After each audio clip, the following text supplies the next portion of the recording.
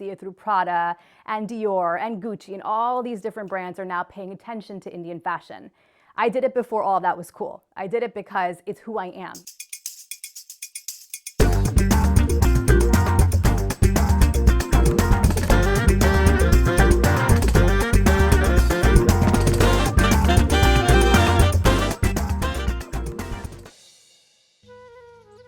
I have been loving fashion style ever since I was 6, 7 years old. And today I have a brand called holiCHIC, which is a blend of my Indian and American identities. In school, I was American. At home, I was Indian. And for me, fashion and style became an outlet and a way for me to express who I was in a really fun and creative way. During the pandemic, all of us had this luxury of time, right? We had nothing to do, we had nowhere to go. And I took that opportunity to show my face to the camera, bond with my community, explain who I was, explain the why behind what I was doing. And I really think that was a pivotal moment, because right after that, when the world kind of turned back on, the lights turned back on, everyone had somewhere to go again. We had events, we had different things to do. There was now this connection that I had built with my community. And a lot of what inspires my work is the type of events that happen, right? Today, it's not just weddings or just Diwali. There's so many different types of events. And so I love that I'm able to dress women for all kinds of events. I've had an opportunity to work with some really incredible celebrities like Mindy Kaling, Lily Singh. We did a really great collaboration with her. First Punjabi American judge in America, and she wore a holiCHIC blazer for her inauguration. And that felt really special to me. It was a really, really powerful moment. She was just so happy and confident wearing the clothes. And so that's what I aim for. I aim just for women in different backgrounds that are showing this cultural appreciation and pride in holiCHIC. The most inspiring woman for me will always be my mother. Unfortunately, I lost her a few years ago, but ever since I was little, she has been my inspiration. She used to wear saris all the time when she would go to college. And so my love and appreciation for saris and Indian fashion really stemmed from her. And I also dedicated an entire collection to her several years ago. It was called our Ma campaign. So for me, like, no 2 days ever looked the same. And it was definitely the hardest thing for me to get adjusted to when I left my corporate career and started full-time with holiCHIC.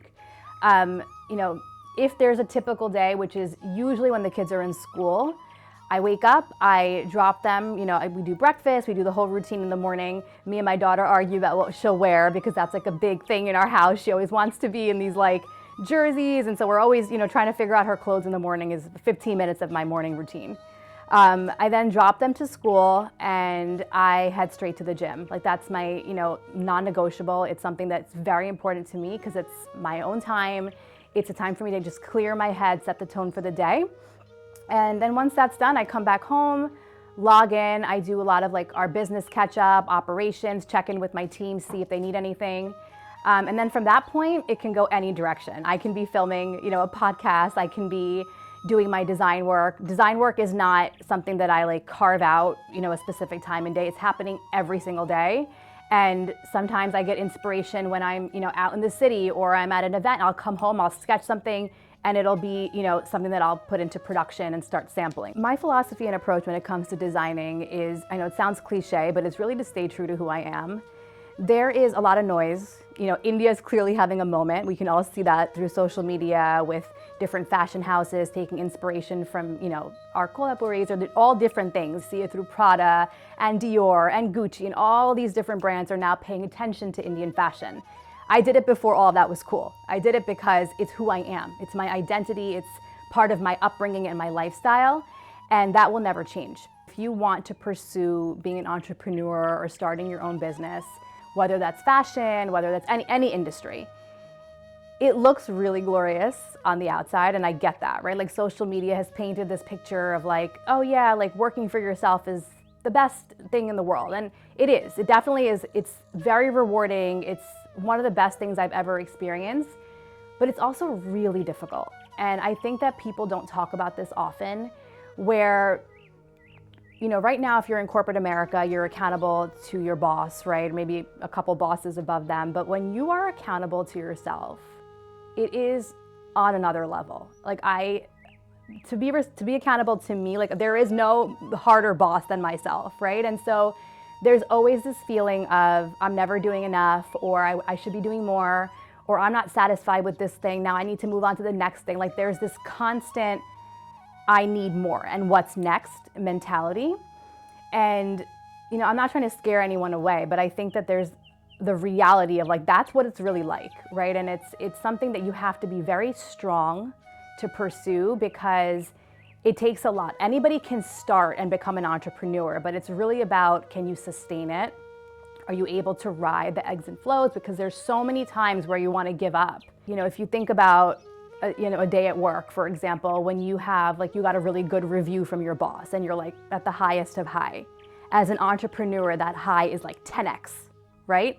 The lowest of lows, you're having a bad day at work, a client made you really upset, or they wrote an email, whatever it is, those lows are 10x, right? So everything you feel is multiplied. Learn how not to get so impacted by the highs and lows. And for me, that's actually my children that really help keep me grounded, because they are my inspiration. They are the reason why I'm doing what I do. And I think they really help for me just set the tone and bring me back to home base every day.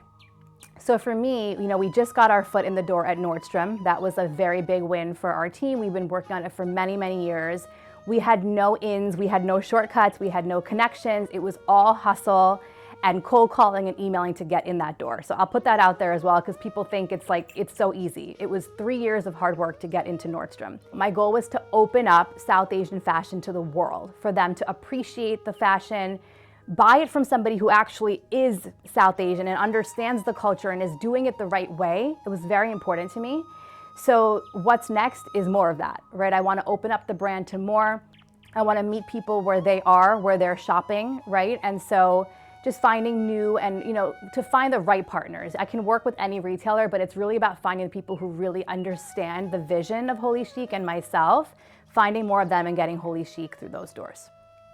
My dream is to see Indian fashion everywhere. I want it to become normal for anyone to be able to buy a sari at Nordstrom, at, Saks, wherever it is, and it's normal.